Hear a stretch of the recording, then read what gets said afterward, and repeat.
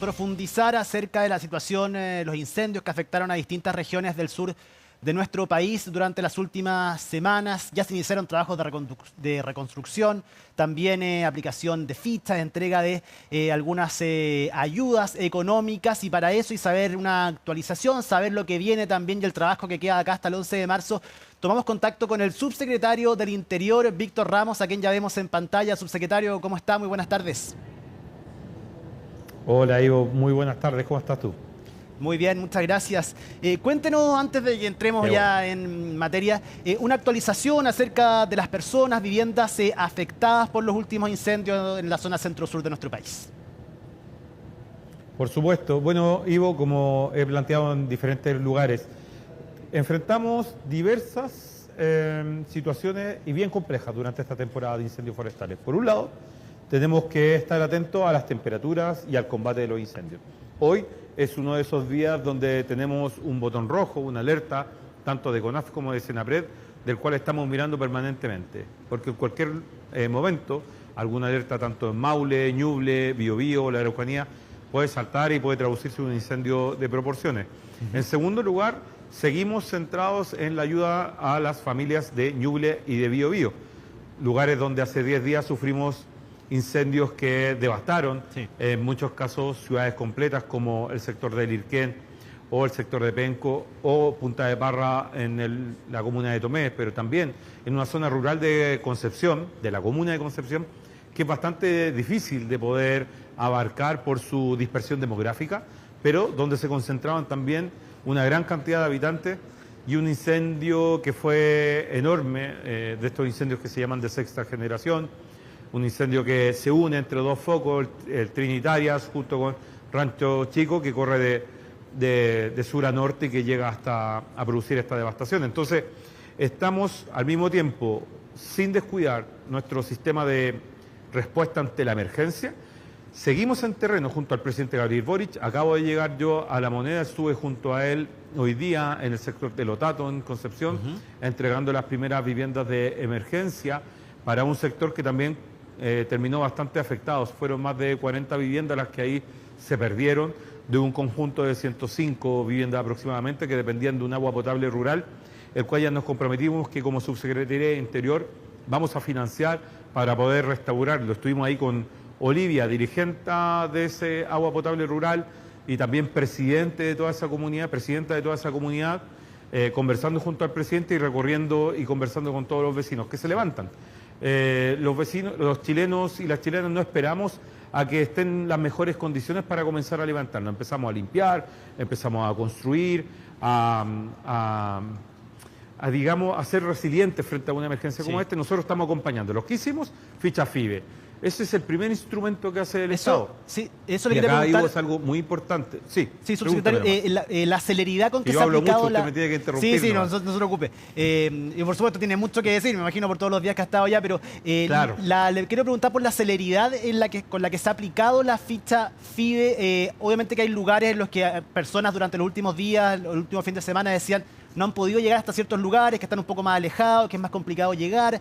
También, ¿cómo ha estado esa aplicación de la ficha FIBE? Mire, ha estado bien. Al día jueves de la semana pasada ya teníamos aplicado cerca de 2.000 y tantas fichas FIBE, y las cuales realizamos un primer pago el sábado pasado. Por lo tanto, entró una cantidad importante de hogares. Y luego, ayer hemos metido 1.163 hogares más también en nómina, los cuales también hoy día recibieron su pago. Por lo tanto, estamos hablando que cerca de 3.373 personas han recibido el pago, el bono de recuperación. Y hemos aplicado cerca de 4.100 y algo fichas FIBE de emergencia. Ya estamos llegando casi a la totalidad de las personas siniestradas con este instrumento del Estado. Y mire, anoche estuve recorriendo la zona junto al GEDENA. Fuimos de noche, queríamos conocer cómo estaba la seguridad. ¿Ya? Estuve por Lirquén, estuve caminando por Penco, estuve también en Punta de Parra. Y en la noche lo que se da es algo distinto. En el día usted va y los vecinos están todos sacando escombros, limpiando su sitio, recibiendo a los asistentes sociales, caracterizando su daño. Pero en la noche hay un poquito más de tranquilidad, bajan un poco las revoluciones y uno puede conversar más con con la familia. Y conversaba con un grupo familiar en el sector del Irquén. Y Gabriela, que era la jefa del hogar, había sido encuestada con la ficha FIBE. Y también, aunque me decía que tenía temor de revisar la cuenta porque tenía temor de si le había llegado o no le había llegado el pago. Y yo le dije que tenía que revisarlo porque el pago llegaba, el pago se producía. Pero ella tenía un cartelito que decía como el gobierno no ayuda o no se ve al gobierno, no se ve al Estado. Yo le expliqué que todo eso era el trabajo del gobierno y era el trabajo de funcionarios públicos, el que la fue a encuestar, el que después hizo toda la nómina para que a todas estas familias también se le pudiera llegar. ¿Y por qué hacemos un bono de recuperación? ¿Y por qué 1,5 millones de pesos que se le deposita a la gente de inmediato? Porque es lo más rápido, es lo que llega más rápido y la gente necesita mucho gasto de bolsillo en el día a día para ir parando esto es lo que se llamaba antiguamente el bono en ceres, sí, ¿no? Que era para reponer lo perdido. Entonces, el proceso de la ficha FIBE, el proceso de pago del bono de recuperación, no es cualquier cosa. Es la primera de las ayudas que llega a las personas y en menos de una semana ya estábamos pagando la primera nómina y hoy día tenemos por suerte más de 3.300 sí, hogares que han recibido esta prestación, que es un primer impulso. Vienen más, evidentemente, que son las que tenemos que ir definiendo durante estos días y en lo que estamos conversando con el resto de las autoridades. Sí, y en cuanto a la reconstrucción, subsecretario, ¿esto va a ser más expedito que, por ejemplo, la reconstrucción de Valparaíso, teniendo en cuenta y guardando las proporciones de geográficas, todo eso? Pero por el tema de los títulos de dominio, ¿es más fácil, debería ser más expedita la reconstrucción en esta zona, en el Biobío, Ñuble? Mire, yo creo que todavía no estamos en el momento de evaluar si esto va a ser más fácil o más difícil en cuanto a la reconstrucción. Yo le soy súper honesto. Tenemos la cabeza puesta en esta primera etapa que se llama una etapa de recuperación. Combatimos la emergencia, logramos aplacar el fuego, alejamos la amenaza de una ciudadanía que quedó en una situación muy vulnerable, pero la ciudad también quedó devastada, Ivo. Tenemos que reponer desde la luminaria pública hasta el agua potable.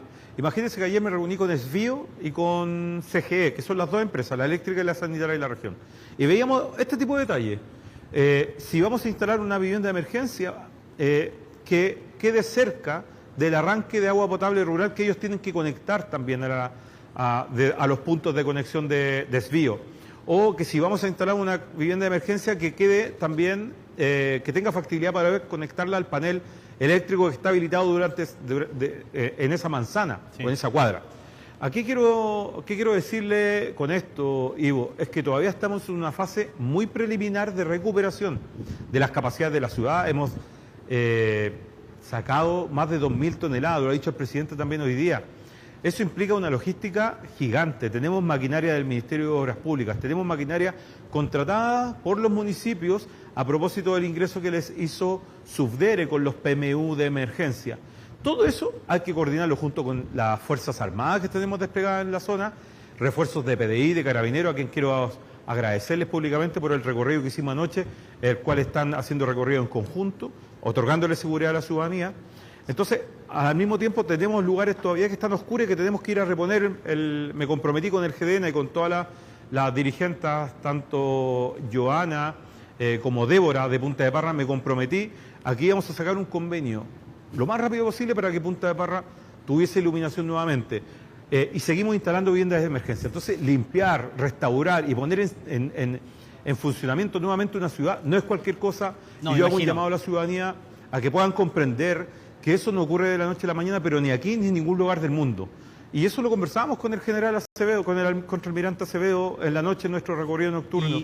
En ningún país del mundo se logra a veces responder con la velocidad que tenemos nosotros. Tenemos un sistema nacional de respuesta frente a la emergencia que lleva más de una década de evolución, de debate y de mejora institucional. Tenemos una capacidad de respuesta donde al mismo tiempo que vamos reponiendo una ciudad, vamos ayudando a un hogar, vamos ayudando con viviendas de emergencia o vamos entregando diferentes tipos de prestaciones, estamos levantando una ciudad y estamos combatiendo incendios que hoy día se tornan mucho más peligrosos que antes. Sí, entiendo lo que usted nos dice. Evidentemente están preocupados en una primera fase, con un ojo puesto, por supuesto, en dejar andando quizás los primeros lineamientos para una reconstrucción que le va a tocar al futuro gobierno, pero en temas concretos también. Y la emergencia, que no deja de ser... Que es completo, la amenaza de los incendios. Y todavía queda verano, les va a tocar probablemente. Pero le quería preguntar por la proyección del inicio del año escolar, que son de repente muchas dudas que van quedando atrás, pero que es importante. Y muchos el año escolar para muchos parte en el mes de febrero también. Me imagino que van a haber sectores ahí que no van a tener habilitados o jardines infantiles, o sea, las cunas, algunas escuelas, colegios. Eso también, ¿cómo se trabaja? ¿Qué se planifica efectivamente para lo que puede ser el inicio del año escolar? Mira, precisamente por este tema, el presidente Gabriel Boric instruyó al ministro Cataldo, estuvo también la subsecretaria Ratia, estuvo también la vicepresidenta de Junji, Daniela Triviño, en el lugar. Estuvieron recorriendo cada una de la infraestructura dañada y estuvieron buscando encuentros con la comunidad educativa. Además que echaron a andar comedores que son fundamentales, como los de Junaef, escuelas de verano para que los niños, mientras los papás están trabajando en la reposición de su hogar, ellos puedan tener un espacio seguro donde poder pasar este verano. Y creo que las proyecciones que hace el Ministerio de Educación son bastante positivas dentro de todo. Me reuní con el gobernador ayer, Sergio Yacaman, y me comentaba que quedó tranquilo con lo que observó de propuesta por parte del ministro Cataldo, ¿no? Que hay posibilidades de distribución de muchos alumnos dentro de la misma zona, van a poder reponer rápidamente algunos jardines infantiles, la matrícula, digamos, no se va a ver alterada. Por lo tanto, hoy día, al menos en lo que nosotros hemos conocido por parte de el gobernador y la conversación que tuvo con el ministro de Educación, vemos que ya están todas las alternativas puestas sobre la mesa para que nadie se quede sin clase a partir de marzo. Junto con ello, recuerde usted también que yo me toca presidir el Comité de Ayudas Tempranas, donde también hemos aprobado apoyos concretos a los estudiantes, tanto en enseñanza básica como en enseñanza media, y también para los universitarios. Por lo tanto, insisto nuevamente, fíjese el circuito que estamos llevando a cabo. Nos preocupamos del hogar, nos preocupamos de la infraestructura y también no dejamos de combatir las emergencias que siguen amenazando a la ciudadanía en épocas de incendios forestales. En este caso, una dimensión tan clave como la educación fue cubierta a propósito de la visita de todas las autoridades nacionales que dejan andando un camino de posibilidad para las familias para que sus hijos no se vean afectados en el inicio de clase. Esa es una de las dimensiones de educación, pero tenemos tantas más. En salud, por ejemplo, la ministra Aguilera hizo este convenio de copago cero donde podemos asistir, las personas damnificadas pueden asistir a cualquier sector asistencial público o privado a atenderse de forma ambulatoria sin ningún tipo de costo. En términos económicos, ya estamos aplicando las primeras encuestas por Cercotec a las diferentes pymes y negocios que se vieron afectados para que podamos apañarles a ellos a través de algún tipo de subsidio, junto con quienes no logran hoy día poder recuperar su producción, o alguna empresa que no pueda recuperar su producción porque tiene algún daño y va a tardar un poco más de tiempo. Echamos a andar el subsidio de retención laboral, donde pagaremos el 80% del salario mínimo por cada uno de los trabajadores de los cuales ellos tenían contratado. Y eso va a ser durante 3 meses, pero se puede extender incluso hasta por 60% durante otros 3 meses más. ¿Subsidiario? Entonces, todas las dimensiones de un grupo familiar, todas las dimensiones de una infraestructura crítica y todas las dimensiones de una ciudad, junto con el combate de la emergencia, es lo que nos tiene absolutamente ocupados, Ivo, y además estamos muy motivados porque estamos en permanente contacto con la gente, y si ustedes conocieran las historias que hay detrás de todas estas pérdidas, creo que tendrían la misma energía también para trabajar día y noche como lo estamos haciendo. Sí, hemos visto durante las últimas semanas, hemos estado desplegados ahí también, nos han estado contando distintas historias. Y le quería preguntar acerca de esto ya de manera más global. ¿Qué tan importante sería la ley de incendios? ¿Eso va a servir, usted cree, para adelantarse a ciertos efectos? Porque los más críticos de esta ley, a la que le queda un paso para poder salir del Congreso, dicen que sus efectos serían acotados. ¿Cómo ve usted ese debate y la importancia que tiene la ley de incendios hoy en día? Sí, yo creo que es muy importante. Yo acá, mi equipo muchas veces se ríe de mí porque yo siempre soy muy orgulloso del lugar de donde crecí, que es El Belloto, en la comuna de Quilpué. Y El Belloto en la comuna de Quilpué ha vivido tragedias muy importantes. Precisamente amigos míos, familiares míos de mi familia han vivido afectaciones importantes en algún tipo de incendio. Nosotros sabemos lo importante que son la interfase urbano-rural, porque es una zona que precisamente responde a esas lógicas, como lo fue la comuna de Concepción ahora, que son lugares donde hoy día usted tiene mucha población, pero no termina de regularizarse muy bien los límites, ¿no?, de una producción forestal o agrícola que pueda exponer a las viviendas a algún tipo de incendio forestal. Así que es muy importante contar con instrumentos que normen, que habiliten a CONAF a tener mayor capacidad de fiscalización y sanción a quienes no cumplan con las medidas preventivas necesarias para evitar incendios forestales. Todos los incendios, la mayoría de ellos, hoy en día están siendo por alguna causa humana, sea negligencia o sea intencionalidad. El otro día me sacaron un poquito de contexto en la Araucanía, yo no estaba dándole mayor importancia a uno y otro, sino que son todos realmente importantes porque la devastación que pueden producir es gigante, como lo hemos visto en este último incendio. Por lo tanto, tener mayores instrumentos para fiscalizar a privados que muchas veces se niegan a tomar las medidas preventivas, es fundamental para que sigamos avanzando en responder de mejor manera ante esta amenaza. Yo creo, Ivo, que si nosotros no hubiésemos duplicado el presupuesto para combatir los incendios forestales, si no tuviésemos las capacidades y la preparación que ha ido desarrollando CONAF, con bomberos, con carabineros, con la Policía de Investigaciones, con la Fiscalía para poder ir encontrando las pruebas, no tendríamos los 130 personas que han sido puestas frente a la justicia por temas de incendio, pero también yo no sé si tendríamos la capacidad de poder estar combatiendo incendios tan considerables como los que nos toca. El otro día, ese sábado, yo recuerdo por lo bajo que estábamos combatiendo 40 incendios simultáneamente. De hecho, yo llego a veces a la casa y a veces me preguntan, oye, hoy día no hubo un incendio, y porque la ciudadanía no se entera, pero siempre, durante toda esta temporada de alta, estamos con incendios. De hecho, hoy día tenemos por lo menos 5 o 6 incendios que están en alerta roja y que estamos combatiendo, y algunos focos que vuelven a rebrotar. Entonces, bajo el gobierno del presidente Gabriel Boric se duplicó el presupuesto para poder combatir incendios, pero todavía nos queda mucho camino todavía por recorrer. La ley de incendios, sin duda, que va a ser un instrumento que, bien aplicado, puede prevenir que no tengamos que lamentar ni vidas ni devastaciones de ciudades como estas, que cuestan muchísimo poder volver a levantar. ¿Y hay alguna preparación especial, subsecretario, pensando en lo que queda del mes de enero, febrero, incluso marzo, con esto del cambio climático? Ya uno no sabe bien cuándo termina el calor, cuándo empiezan a bajar las temperaturas. Efectivamente, ¿de qué manera se preparan? Porque esta es una zona que al menos durante el fin de semana, al menos la región del Biobío, va a recibir lluvias, lo que se agradece mucho, pero en febrero vuelven las altas temperaturas. ¿Cómo se trabaja también con eso en estas mismas zonas afectadas, pero también el plan que hay para el resto? Bueno, en múltiples dimensiones, como lo estamos haciendo bajo nuestro gobierno. Por ejemplo, hoy día tenemos altas temperaturas, estamos viendo cómo empiezan a crecer ciertos incendios en la zona centro-sur. Mañana probablemente también tengamos una repetición de estas temperaturas, sobre todo en la zona central, ahí en Laja, en Florida. Estamos muy atentos a cómo se pueda comportar. Estábamos llegando hoy día a 36, 37, incluso hasta 38 grados de calor. Y recuerde usted que arrastramos una sequía de hace bastante tiempo, que no nos permite tener buenas condiciones, sino que al contrario, se van volviendo muy adversas. Entonces, tenemos que estar siempre preparados para enfrentar incendios forestales. Y le pongo un ejemplo súper concreto. Nosotros teníamos una meta entre CONAF, Senapred, en la región de la Araucanía, de hacer cerca de 114 kilómetros de cortafuegos. El otro día cuando fuimos, porque recuerda que mientras estábamos combatiendo los incendios en Biobío y en Ñuble, también nos aparecieron focos en la Araucanía, y yo me desplacé con la ministra López a reforzar, digamos, nuestro delegado y a todo el sistema de emergencia. Llegamos y nos habían contado cómo habían duplicado la meta de cortafuegos. Habían llegado a más de 214 kilómetros de cortafuegos en conjunto con la maquinaria de vialidad, con las contrataciones que hacen de Senapred, con los municipios, con todo el mundo. Pero al mismo tiempo, durante ese día que estábamos combatiendo los incendios, logramos hacer 30 kilómetros más de cortafuegos.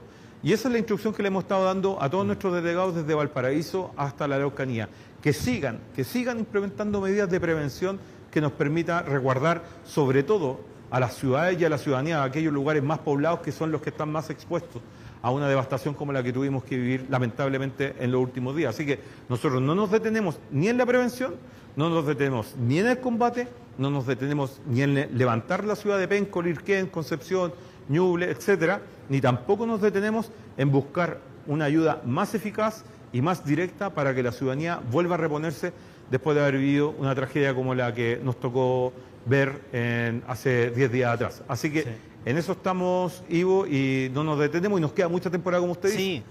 Lamentablemente las temperaturas siguen al alza, vamos a tener lluvia, efectivamente podría ser una buena noticia, pero a nosotros nos preocupa por otras razones, porque tenemos a las personas que en una situación de Sí, vulnerabilidad en una zona tan afectada como Lirquén o Penco, donde la lluvia puede producir estragos. Estamos haciendo un llamado a que puedan trasladarse hacia los albergues, porque Eso es tenemos importante. principalmente este viernes una lluvia muy concentrada y esa puede ser problemática. Sí, ese es un buen llamado. Y también lo quería ligar con el tema, usted tocaba, subsecretario, parte del tema de la seguridad, el orden, en el sentido de varias cosas. Por las noches, sobre todo los primeros días, hubo algunos problemas, gente que tiene miedo, evidentemente miedo de perder lo poco que le quedó a algunas personas, hablando de alguna forma.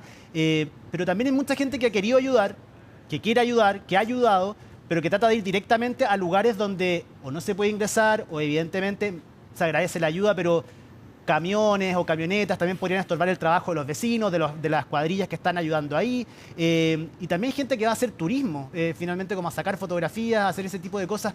¿Cuál es su análisis acerca de eso, el llamado que puede hacer, teniendo en cuenta lo mismo que usted dice? Uno, que se está trabajando en ese lugar, y dos, que este fin de semana, evidentemente con lluvia, se hace aún más peligroso esto, y el llamado es que la gente se pueda resguardar más que estar en el lugar.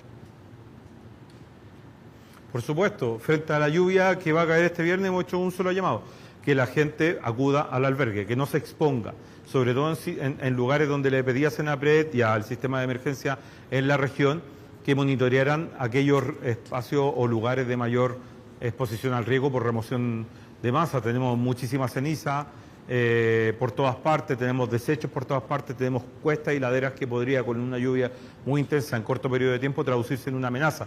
Por lo tanto, el albergue es un lugar propicio y seguro para poder estar. Ahí van a encontrar alimentación de emergencia, colaciones frías, y le hemos pedido también al Ministerio de Desarrollo Social que refuerce la respuesta que podamos dar. Eso puntualmente frente a este tipo de amenazas, pero no son la única, ¿no? En cuanto a la seguridad, la ciudadanía a veces siempre teme. Pero yo quiero decirle, Ivo, y esta es mi impresión, ¿Sí? esta es mi impresión y me hago cargo de lo que voy a decir. Yo creo que lo que yo escuché de las personas anoche en la ronda que hicimos con el jefe de la Defensa Nacional, salimos entre las 10 y la 1 de la madrugada a conversar con las diferentes familias que están a veces en carpa o en viviendas provisorias, es que ellos están súper agradecidos de la seguridad que se ha brindado. Usted ve patrullas en conjunto de PDI, Carabineros, Infantes de Marina y Marina, por diferentes lugares. Tiene checkpoint, puertos en Punto de Barra, en Lirquén, donde hacemos un control de quiénes ingresan y quiénes salen. Y la verdad que yo lo único que escuché de toda la ciudadanía en Penco, en Lirquén, donde puede haber mayor exposición al riesgo en cuanto a seguridad, es agradecimiento al despliegue de las Fuerzas Armadas y de la Marina en particular y de todo el resto de las fuerzas de orden. Y por lo tanto, hay una sensación de tranquilidad. De hecho, delitos no hemos tenido. Tampoco hemos tenido detenciones. Eso es bueno. No queremos cantar victoria, pero es un muy buen indicador. Entonces, a veces las redes sociales y los debates que se arman frente a lo que está ocurriendo en la zona son mucho más,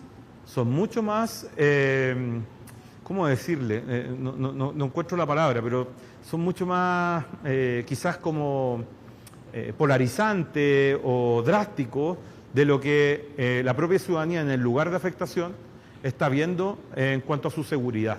Ahora, sobre los influencers y todos los demás, hay un mando único que es lo que nos permite ordenar la disposición de que una ciudad se vuelva a levantar. Hay un jefe de la Defensa Nacional, el contraalmirante Edgardo Acevedo, que está haciendo llamados a orden, a control de circulación de todos los vehículos. No podríamos levantar una ciudad si tenemos miles de vehículos particulares queriendo ir sin ningún tipo de estrategia a algún punto de esas comunas. Y para eso hemos abierto en Isla Rocuán, en Talcahuano, un lugar para donde puede todo el mundo ir a dejar su ayuda.